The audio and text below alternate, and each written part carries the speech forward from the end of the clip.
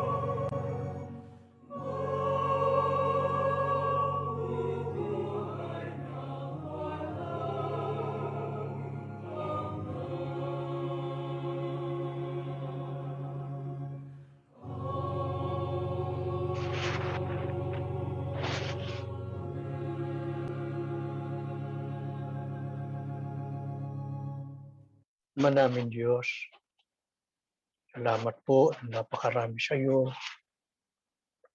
Narito kami muli sa aming banal na pagsamba. Galak na galak ang aming mga puso. Hayag ito na katunayan ng walang hanggang pag-ibig, pagmamalasakit ng pusa. Matibasay ikaw ang unang nakauunawa ng aming kalagayan. Kaya kahit po magkakalayo kami ng dakong kinaroroonan, binigyan mo kami ng paraan. At binibigay mo sa amin lagi ang pagkakataon para magkatipon at sumamba sa iyo. Salamat po sa pag-iingat mo sa amin. Halos isang linggong singkat lumipas sa aming buhay. Mula nang kami muling sumamba sa iyo, ikaw Ama ang aming sinasampalatayan. Siyang nagtataguyod, nangangalaga sa amin. Kaya sa kabilaan po ng mabigat na kalagayan ng buhay, nakatatawid kaming payapa araw-araw. At sa lahat, namamalagi po kung matatag na pananalig. Maliwanag na maliwanag sa aming mga puso. Ang mga aral mong itinanim mo sa aming puso. Nauunawaan po namin hanggang ngayon ang halaga po ng aming banal na pagsamba. Sa pagsamba tulad ngayon, dito ka namin nakakatagpo. Inaaliw po kami katulad sa aming mga pag-awit kanina. Iyayakap mo kami habang kami umaawit. Dama namin ang iyong banal na espiritu. Lumilingap sa aming mga kaluluwa. Paging dapatin mo na pa kami lahat. Lahat ng mga anak mo kasama sa pagsambang saan mang bako ng mundo narito. Tanggapin mo kaming lahat ang mahawakang muling lingap aming pagsumpa. Muli mong ipagkaloob ang pagpapalang espiritual na kailangan ng bawat isa. Pakihanda mo pong lubos ang aming mga sarili sa pagtanggap namin ng iyong mga salita. Tuloy na maging gabay namin at tanglaw habang naglalakbay kami patungo sa kawakas wakas mo ng aming buhay, wakas ng mundong ito, manatiling matatag kami na nagtitiwala sa iyo, naglilingkod sa iyo ng buong katapatan. Panginoong Yesus, salamat ng marami sa iyo. Salamat po, hindi mo kami pinababayaan. Ikaw ang Panginoon namin, ang aming tagapagpagitan. Luklukan ng awat biyaya. Salamat po sa lahat ng biyaya mo sa amin. Purihin ka, Panginoon. Pagpalain mo kaming lahat. Wala sanang mga lingkod kang narito sa pagsamba na hindi ka namin nakapili at hindi tumanggap ng iyong pagpapala. Maawa ka, Panginoon. Alang-alang sa pakikipagbaka ng pananampalataya. Kawang muli na magbasbas sa iyong mga hinira. Sumasampalataya po kami, Ama, sa buong panahon ng aming pagsamba. Ikaw pong mamalaging kasama patnubay namin. Mamalagi po kaming nakaugnay sa diwa at layunin ng pagsusugo mo sa mga huling araw. Sa pangalan po ng Panginoong Jesucristo. Amen. Mga mahal na kapatid, ang pag-aaralan po natin muli ay hango sa isang leksyong inihanay ng kapatid na Radyo G. Manalo. Ang pabagat na dapat tayong magpagbaka ng mabuting pakikipagbaka kung nais nating magtamo ng buhay na walang hanggan. Ilang mga tunay po na kaanib sa Iglesia ni Cristo. Ang paglalakbay po natin sa mundong ito ay pansamantala lamang. Tayo po ay mga estranghero lamang na nakikiraan sa daigdig na ito. Tunay nating tahanan na ating inaasam na marating ay ang bayang banal na pinangako ng Diyos. Subalit ang pangako ay namamalaging pangako hanggat hindi pa dumarating ang araw ng katuparan nito. Makapananahan lamang tayo sa malwalhating tahanang yaon kung patataglay po natin ang katangian ng mga taong tiyak na magmamana nito. Sino po ang magmamana ng bayang banal ayon sa Biblia? Pakinggan po ninyo ang sagot ng Biblia. Mahaba-haba po ito. Tuloy-tuloy na babasahin ko. Apokalipsis. At nakita ko ang isang bagong langit at ang isang bagong lupa. Sapagkat ang unang langit at ang unang lupa ay naparang. At ang dagat ay wala na. At nakita ko ang bayang banal, ang bagong Jerusalem, na nananaog mula sa langit buhat sa Diyos, na nahahandang gaya ng isang babaeng kasintahan na nagagayakang talaga sa kanyang asawa. Narinig ko ang isang malakas na tinig na mula sa luklukan na nagsasabi, narito, ang tabernakulo ng Diyos ay nasa mga tao. At siya'y mananahan sa kanila. At sila'y magiging mga bayan niya. At ang Diyos din ay isa sa kanila. At magiging Diyos nila. At papahirin niya ang bawat luha ng kanilang mga mata. At hindi na magkakaroon ng kamatayan. Hindi na magkakaroon pa ng dalamhati. O ng pananambitan ba? O ng hirap pa man. Ang mga bagay ng una ay naparam na. Sila'y hindi na magugutom pa. Ni mauuhaw pa man. ni hindi na sila tatamaan ng araw o ng anumang init, sapagkat ang kordero na nasa gitna ng luklukan ay siyang magiging pastor nila. At sila'y papatnugutan sa mga bukal ng tubig ng buhay. At papahirin ng Diyos ang bawat luha ng kanilang mga mata.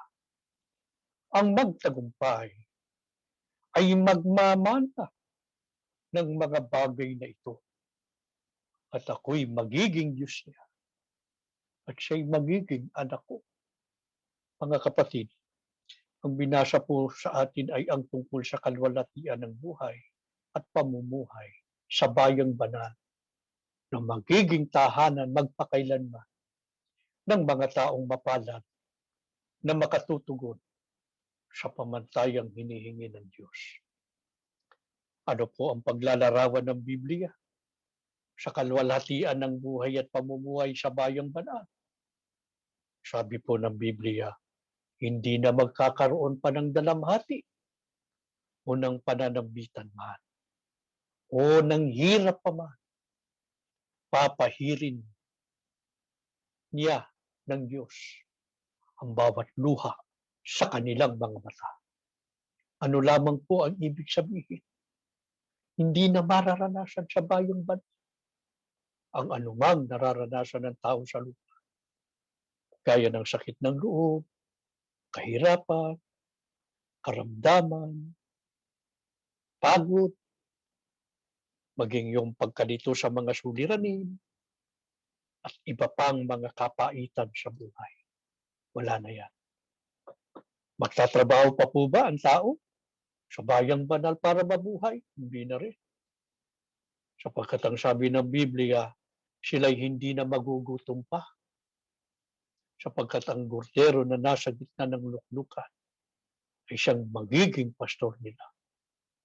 At sila'y papatnugutan sa mga bukal ng tubig ng buhay. Wala nang pagkagutom. Makararanas pa ba ng kamatayan ang tao sa bayang banal?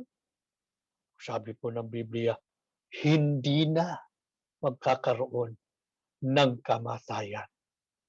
Higit sa lahat, ano ang lalong nagbibigay kalwalhatian ng buhay sa bayang banal? Sabi ng Biblia, siya, ang Diyos, ay mananahan sa kanila. Ang Diyos din ay sa kanila. At magiging Diyos na. At ang kordero, ang Panginoong Jesucristo, na nasa gitna ng luklukan, ay siyang magiging pastor nila. Kakapiling nila ang Diyos at ang Panginoong Jesucristo sa bayang banal, magpakailan-kailanman. Mga kapatid, tunay na napakapalad ng mga taong makapananahan sa bayang banal, sa piling ng Diyos at ng Panginoong Jesucristo. Sino ang tinitiyak ng Biblia na magmamana ng malwalhating buhay at pamumuhay sa bayang banal? Ang sabi ng Biblia, ang magtagumpay ay magmamana ng mga bagay na ito. Kaya ang dapat nating magawa para makasama tayo sa mga mapalad na magmamana ng kalwalhatian ng buhay at pamumuhay sa bayang banal, kailangan nating magtagumpay. Sino sa mga lingkod ng Diyos ang tiyak na magtatagumpay at magtatamo ng putong nakatwira doon sa bayang banal? Kalawang Timoteo 4:6-8, sapagkat ako'y iniaalay na at ang panahon ng aking pagpanaw ay dumating na. Nakipagpaka ako ng mabuting pakikipagbaka. Natapos ko na ang aking takbo. Iningatan ko ang pananampalataya. At ngayon ay natataan sa akin ang putong nakatuwira ay bibigay sa akin ng Panginoon na tapat na hukom sa araw na iyon. At hindi lamang sa akin, kundi sa lahat din naman ng mga naghahangad sa kanyang pagpapakita. Sino sa mga lingkod ng Diyos ang siyak na magtatagumpay at magtatamo ng putong nakatwiran? Ang sabi ni Apostol Pablo, nakipagbaka ako ng mabuting pakikipagbaka. Natapos ko na ang aking takbo. Iningatan ko ang pananampalataya. Kaya ang sabi niya, buhat ngayon, natataan sa akin ang putong nakatwiran. Alin yung putong nakatwiran? Yan ang buhay na walang hanggan. Sa makatuwid, para tayong magmana ng buhay, malwalhating buhay at pamumuhay sa bayang banal, kailangan nating makipagbaka ng mabuting pakikipagbaka. Kailangan natin maingatan ng pananampalataya. Para katulad ni Apostol Pablo, buhay pa siya. O, buhay pa si Apostol Pablo, pero natiyak na niya sa kanyang sarili. Sabi niya, bago pa siya magpahinga, buhat ngayon, natataan sa akin ang putong ng katwiran. Mga kapatid, pagka sinabing nakikipagbakang mabuti, hindi siya basta-basta nasisiraan ng loob, sumusuko. Hindi rin siya agad-agad na nawawalan ng pag-asa at umuurong. Kapag sinabing nakikipagbakang mabuti, determinado po siya na tapusin ang laban at siya'y magtagumpay. Hanggang kailan? Hanggang kailan tayo dapat makipagbakang mabuti? Sabi ni Apostol Pablo, ang panahon ng aking pagpanaw ay dumating na. Nakipagbaka ako ng mabuting pakikipagbaka. Natapos ko na ang aking takbo. Sa makatwid, mga kapatid, dapat din tayong makipagbakang mabuti hanggang kamatay upang tayo ay magtagumpay. Alin po ang dapat pagtagumpayan ng mga kaanib sa Iglesia ni Cristo? Unang Juan 5:4, sapagkat napagtatagumpayan ng mga anak ng Diyos ang sanlibutan at nagtatagumpay tayo sa pamamagitan ng pananampalataya. Alin pong dapat pagtagumpayan ng mga kaanib sa Iglesia ni Cristo? Ang sanlibutan. Paano? Sa pamamagitan ng pananampalataya. Kaya sabi ni Apostol Pablo kanina, iningatan ko ang aking pananampalataya. Paano niya iningatan? Nakipagbaka ako ng mabuting pakikipagbaka. Ano nangyari niya pagkatapos? Ang sabi niya, natapos ko na ang aking takbo. Buhat ngayon, natataan sa akin ang putong nakatwiran. Kailangan nating magtagumpay sa sanlibutan. Alin ang tinutukoy na sanlibutan na dapat nating pagtagumpayan? Juan 17:15. Hindi ko itinadalangin kunin mo sila sa sanlibutan, kundi iligtas mo sila sa masama. Alin ang tinutukoy na sanlibutan na dapat po nating pagtagumpayan? Ang kasamaan na naghahari sa sanlibutan. Kaya ano ang panalangin ng Panginoong Hesus sa Ama patungkol sa atin na mga hinirang niya na nasa sanlibutan? Ang sabi niya, hindi ko idinadalangin kunin mo sila sa sanlibutan, kundi iligtas mo sila sa masama. Sino ba ang masama na dito tayo dapat maligtas? Ang diablo na tinatawag na Satanas. Siya ang Diyos ng kasamaan sa sanlibutan. Kaya tinatawag din siyang Diyos ng sanlibutan.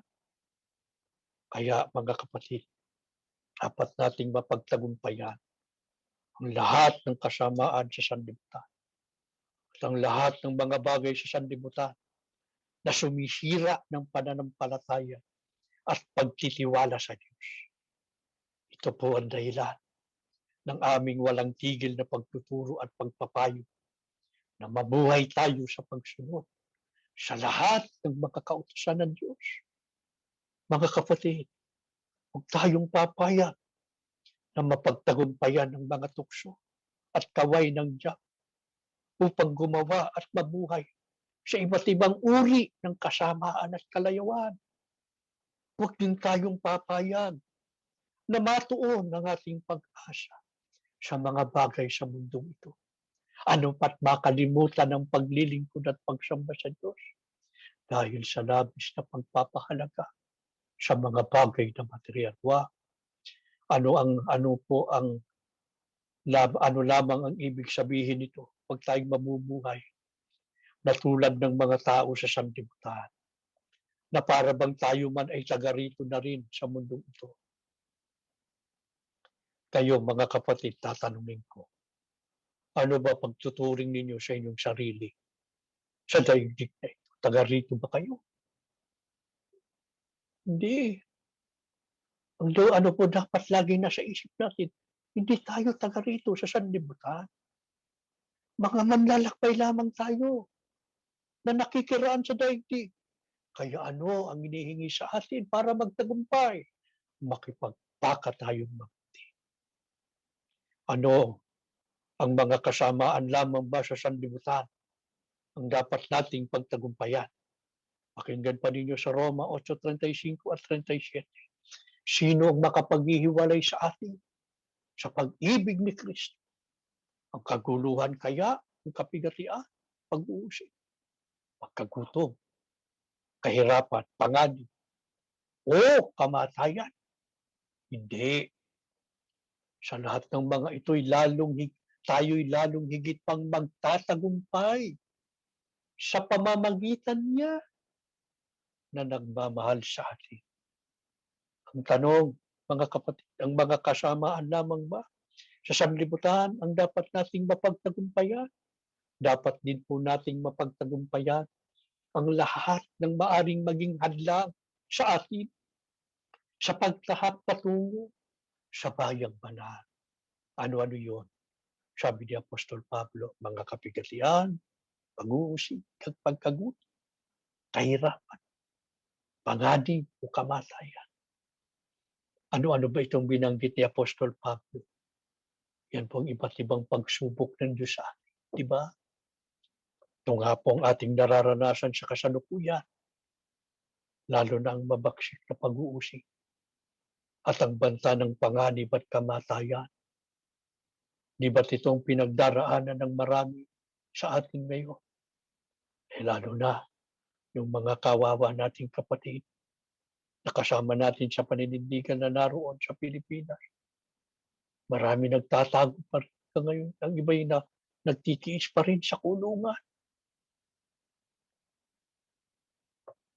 Idagdag pa po natin ang mga kapigatiang idinudulot ng mga kalamidad at hindi mapigil na paglaganap na nakamamatay na virus.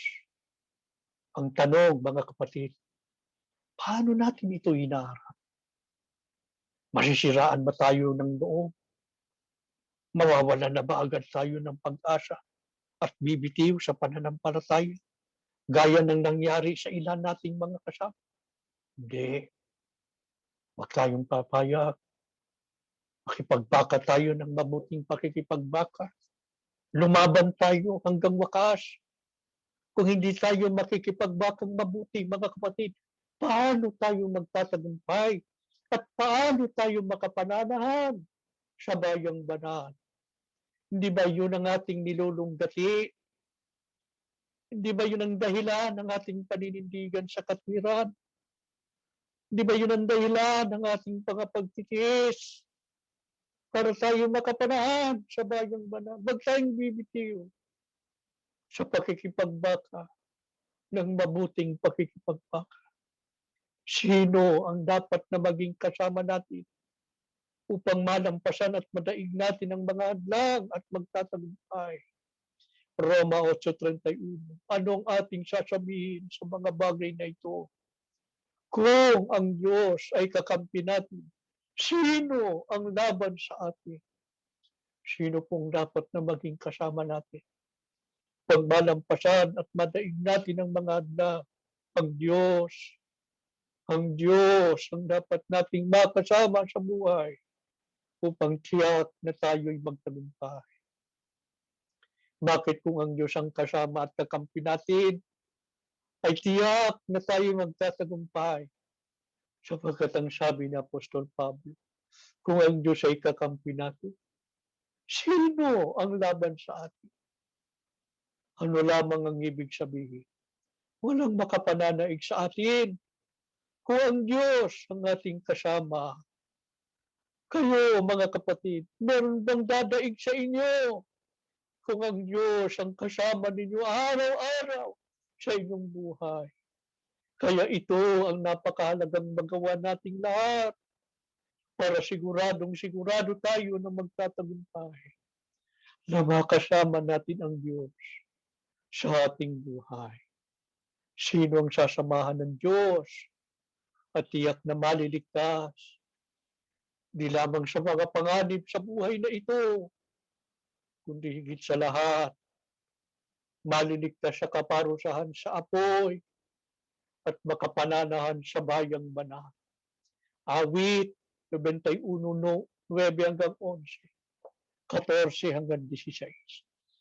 Dahil ginawa mong kanlungan ng Panginoon, ang kataas-taasang Diyos na aking tagapagtanggol, walang kasamaan, kalamidad, o anumang salot ang darating sa iyo o sa iyong tahanan, dahil uutusan ng Diyos ang kanyang mga anghel upang ingatan ka saan ka man magpunta.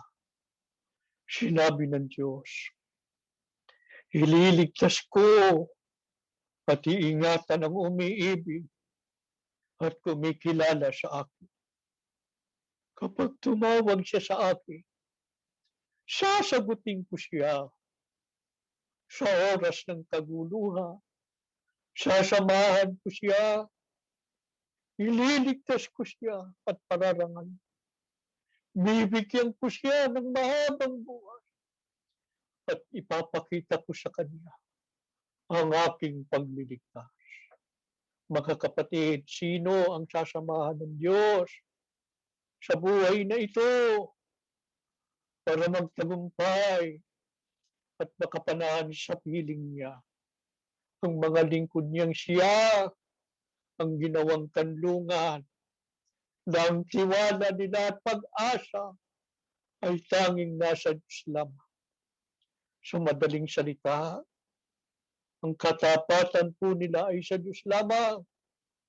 Kahit anong mangyari, hindi sila bibitiw sa paglilingkod at pagsunod sa Diyos. Ano katunayan kapag kasama natin ang Diyos? Sigurado tayong magtatagumpay.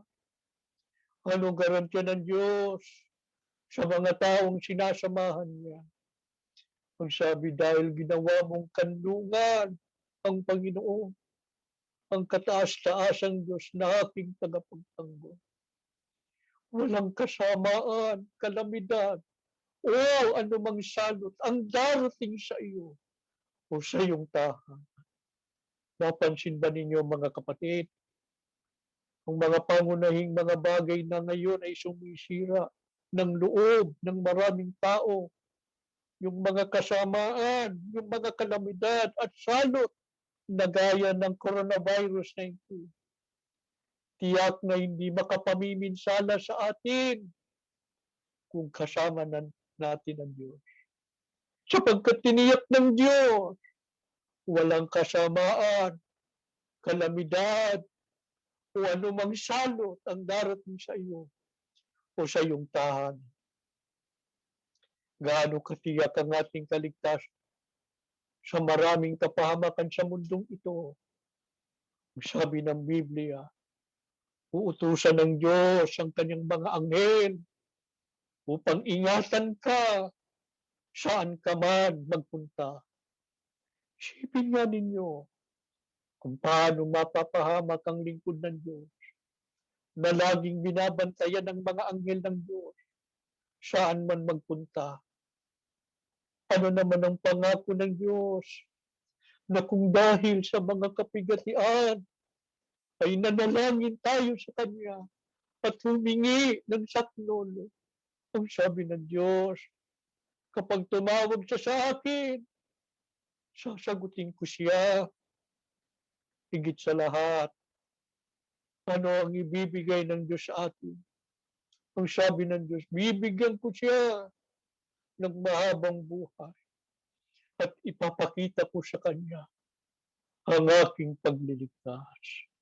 Halin ba yung mahabang buhay? Wala nang hahaba pa sa buhay na walang hanggan. Sa makatwid na katikiyak tayo, matatamo natin ang kaligtasan sa araw ng pag-uukom. Ang mahabang buhay o ang buhay na walang hanggan. Sa makatwid mga kapatid, ang mga lingkod ng Diyos na kasama siya sa kanilang buhay, ang tiyak na magtatagumpay, makapananahan sa bayang banal. Kung totoo, ang marami sa atin, yan ang ating karanasan ngayon. Kung hindi natin kasama ang Diyos, nasaan na kaya tayo ngayon? Sa bigat ng ating mga pinagdaanan sa buhay na ito. Ngunit ang Diyos, palibhas ay tapat siya sa kanyang mga pangako. Hindi siya tayo pinabayaan. Pinatunayan niya at ipinadama niya sa atin na sa ating kalagayan, kasama natin siya. Siya ang ating kahagapan. Siyang nangangalaga sa atin para tayo makatawid araw-araw at makararating sa piling niya. Ano lamang ang kailangan natin ngayon, mga kapatid? Huwag nating bibitiwan yung paninindigan sa pagsunod sa Diyos. Sapagkat doon nakasalalay ang pananatili ng pakikisama niya sa atin. Yun ang lagi nating idalangin sa Ama, na kung tayo nagkukulang at nagkakamali, huwag niya tayong papatulan. Huwag itong maging dahilan ng paglayo niya sa atin. Kundi lagi niya tayong bigyan ng pagkakataon, sapagkat kung tunay na wala tayong magagawa nang hiwalay sa Kanya. Pagpalain nawa tayo ng Ama sa ating paglapit ngayon sa Kanya. Muli ibasbas niya sa atin kalakasan na kailangan ng ating mga kaluluwa. Tumayo kayo, tayo'y mananalangin. Ama namin Diyos, salamat po ng napakarami habang pinakikinggan namin ang iyong mga aral. Nauunawaan namin kung gaano kadakila biyayang ipinagkaloob mo sa amin. Bunga ng aming pagka-iglesia ni Kristo. May pag-asa kami sa pangako mong buhay na malwalhati sa bayang banal na ipinangako. Kailangan lamang namin magtagumpay para kami makapanahan sa piling. Kailangan namin makipagbaka ng mabuting pakikipagbaka. Ito ang aming sinisikap araw-araw para kami makapamalagi sa pananampalataya. Kahit napakabigat ng mga pagsubok, hindi kami nanghihina at nawawalan ng pag-asa. Sa awa at tulong mo aming Ama, nagpapatuloy kami sa pakikipaglaban na ang aming paningin ay laging nasa iyo. Na ikaw ang Diyos namin, na laging tutulong at nagmamalasakit sa amin. Ikaw na aming Diyos, na nakasama namin sa mga lumipas na panahon, lalo na sa mabibigat at mga gipit naming kalagayan, kung paano mo ipinakita ang iyong kapangyarihan, kung paano mo ipinarana sa amin ang mga himala ng iyong kamay, kung paano kami hanggang ngayon ay nananatili matatag na umaasa sa iyo, nakikipaglaban para mabuhay, lalo na ang pag-asa, manatiling punong-puno ng pag-asa, para kami ay makarating sa piling mo, sa bayang banal na pangako mo. Ang amin lang ang pinangangambahan na ang gana ng aming magagawa, na limitasyon ang aming makakaya, kaya sa aming mga panalangin, lagi namin panalangin sa iyo. Huwag mo kaming iwan, anak. Huwag mo kaming bibitiwan. Yun ang magiging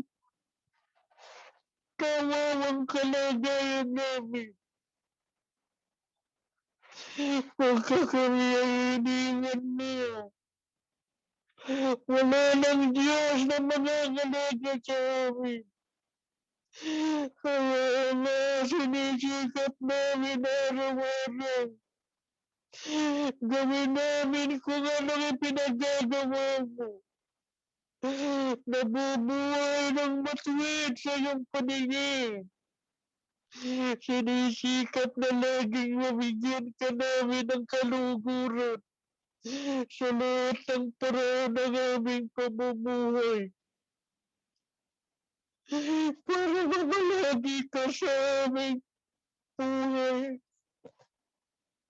Ama, pagka kami nagkakamali, pagka kami nalilibag at nakakalimot, huwag mo kami karatatang papatulad.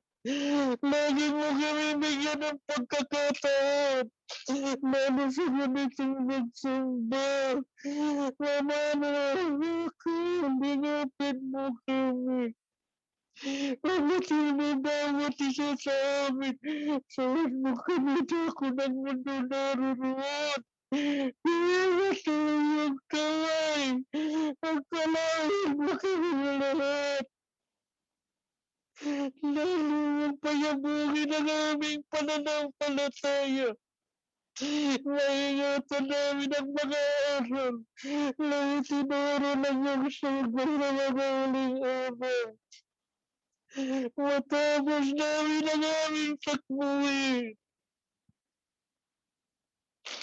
Pagdating ng iyong bugtong na anak, tamuhin namin ang buhay na walang hanggan at makapanalan sa kami sa bayang banal. Panginoon Jesus, ipamagitan mo kami sa Ama. Panginoon Jesus, halilayan mo kami araw-araw.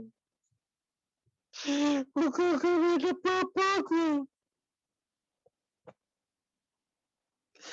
bigyan mo kami ng lakas. Pagka kami natatapa, ibangon mo kami. Pagka kami namarong taglay ng karamdaman, pakilimin mo kami. Ibigay mo pa sa amin ang buhay at lakas para patuloy ka namin na paglingkuran. Panginoong Jesus, ilapit mo kami sa Ama. Maawa ka. Bawat panalangin namin, kahit sa mga pansariling panalangin, huwag kang magsasawa. na lagi kaming ipamagitan sa Ama. Ikaw lamang ang aming pag-asa para laging maging dapatin ang aming mga panalangin at makarating sa mga aming mga daig. Sumasampalataya kami, Ama, narinig mong aming mga panalangin. Mga malagi ang awa at pag-ibig ko sa aming lahat. Ang pag-iingat mo, pagliligtas, lalo sa mga kapatid namin, na sa mga gipit na kalagayan, ang mga nagtatago, ang mga nasa kulungan, lalo na ang pamilya ng kapatid na Eranio Manalo. Lagi mong ibakot sa aming lahat ang iyong mapagpalang kamay. Magalang po naming hinihiling ang lahat sa pangalan po ng Panginoong Yeso Kristo. Amen.